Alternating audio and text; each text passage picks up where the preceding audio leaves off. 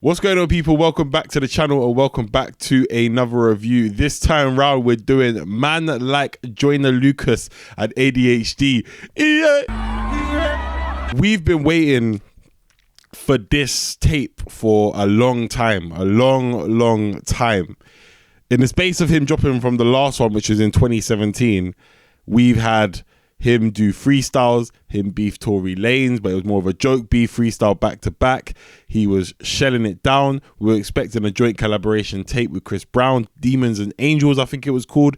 We never got any of that. But what we got was constant drops from Joyner Lucas, which was promised to be some sort of album. We was expecting something to come out of this, innit?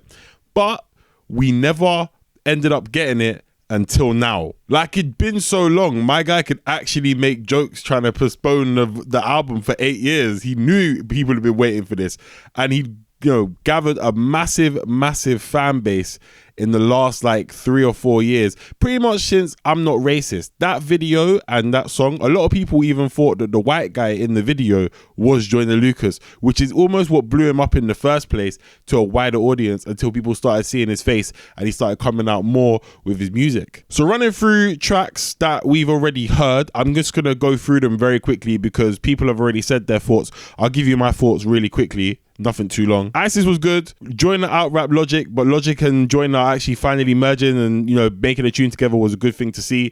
And we never thought it was going to happen, but that beef is over. That was good. 2, I Love, for me, was probably the best track out of all of them that we got. And at that time, that was when I was like, Joyner is the next guy that needs to blow. And to be honest, personally, I feel like he should have dropped the tape round then. 3, Devil's Work was powerful, but at the same time, it's a song which fits better in an album but not as a single in itself, but the video was powerful enough to spark conversations amongst people and outrage a few people at the same time. 4, ADHD was one of my least favorite tracks. 5, Will was a good song which came out recently. It was a bit of a, salute to his idol, Will Smith. Will Smith actually replied and wants to meet up with Joyner Lucas and is flattered by the whole track, which was a nice thing to see. Again, something that sits better in an album doesn't necessarily sit well as a single. I don't know if I'll be wheeling that one up or playing that a lot post this review. Broken Stupid is the final track on the album. Bit more mellow, bit more relaxed, bit more chill. Decent song, but for me, again, wasn't a major one that I'll be replaying. Lotto, decent, no real thoughts. 10 Bands, I thought was kind of boring. I'm not going to lie to you. With Timbaland production on there, I kind of expect a lot. Wasn't necessarily my favorite track. Good Start kind of drags on a little bit. And Revenge is just pretty much a standard track in itself, nothing too special. So with a lot of the tracks there, like, my main thought with Joyner Lucas is there was a lot of momentum around the like Demons and Angels, Chris Brown collaborations, and then it kind of started to waver off. And of course his fan base was growing, and I'm one person out of so many people, but it just kind of got a bit long for me because I was just waiting for the album. A lot of the tracks, if you exclude the skits as well, we're only getting like a small amount of tracks on there. Now we get 2 different sets of skits on the actual tape for itself. We get 2 which are basically sessions with a therapist. The first one's called Screening Evaluation. The second one is called Comprehensive Evaluation. And let me not lie to you, see the therapist or the actor who's playing, the voice actor who's playing this, listen, I really hope he's not a therapist because that Don is moving mad. In the final skit, my guy's talking about cocaine and lean, and this is an 8-year-old Joyner Lucas in this therapy session, and he's trying to shove a bunch of stuff in his bag.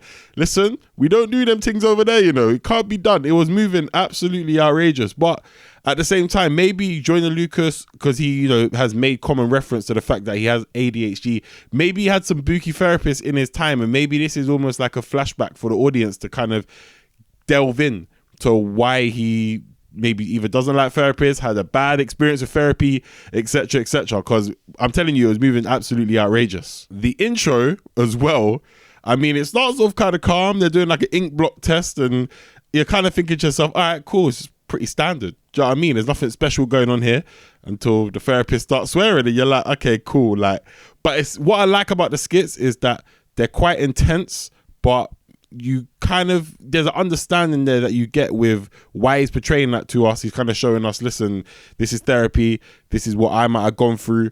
This is my experience. And we, as people who some of us have never had therapy before, some of you guys watching and listening right now might have had therapy in it, but let's just all agree that we're never going to that therapist. That's all I can say on that one. The Chris Tucker skit is basically echoing what all of us are saying. Chris Tucker is basically talking about why we haven't had Joyner Lucas music, just drop the tape. And it's like literally a rant about that whole situation. And to be fair, I can't agree with him. But that's why it's more comedic value. I feel like Joyner Lucas already knew, listen, it's been a long time since I actually have dropped music. So I'm just dropping this. So let's get this out of the way. The Kevin Hart skit is basically talking about Lotto and Joyner Lucas and money and situations like that. And it was quite funny again. It's like the comedic values of the skits of the comedians, naturally, are funny as opposed to the more harsher ones with the therapist, which is a nice look. Also, with the final skit, Comprehensive Evaluation, I feel like at the time, ADHD was a song that I didn't necessarily like at the beginning when it first came out as a single, but makes sense next to that spooky ass shit of that skit. So it makes a lot of sense. But on a positive note, for the songs that we haven't heard, let's just say Chris Brown and Joyner Lucas stay undefeated. So Chris Brown uses CC Peniston, which is an old school like dance track. I think it's from the 90s or 80s, but he uses the finally of that and makes a very smooth sounding hook coming with Joyner's punchy lyrics.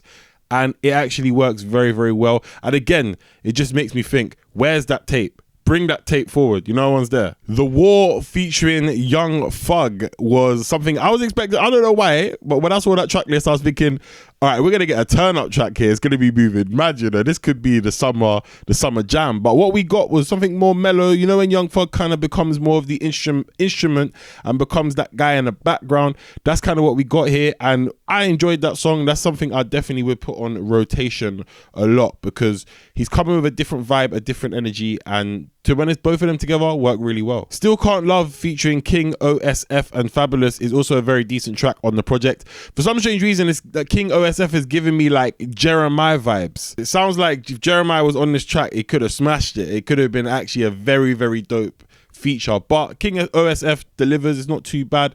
A song that's, I think by the time you get to this point of the album, which is, I think track number like 16, 17, you're kind of just at the end. You're kind of, because a lot of the album is kind of samey in a certain way. It has its highs, it has its lows. It's enjoyable, but I think by the time you get to this, because you've heard so many of the songs already, I'm a person that I like to hear a lot of new music on an album and maybe like 3 or 4 max new tracks, whereas we've got loads on this. So by the time you get to this point, you're kind of done. I would say a low point for me was Goldmine. I feel like the song went on for a little bit too long and I don't really necessarily see a massive point of it. And that's the thing with Joyner Lucas sometimes. I feel like he gets kind of lost in the fact that he's a very good vocalist and rapper, but sometimes runs out of things to kind of say. And I feel like on Goldmine, I kind of got bored. I did kind of get bored. But overall, that being said, it was a decent album. I will be giving this, you know, a listen to further on throughout the weekend. There's a lot of music dropping. And obviously this review is always subject to change. It can't always be, you know, the same vibes, the same energy on the first listen. Sometimes it's going to change. But right now, as of Friday night, as this comes out, that's how I'm feeling. But hope you guys enjoyed the video. If you did, make sure you leave a like and subscribe. More reviews coming out in the next week or so. There's bare music coming out, but that is a Joyner Lucas ADHD review. Hope you guys enjoyed, and I'll see you guys sometime soon. Peace.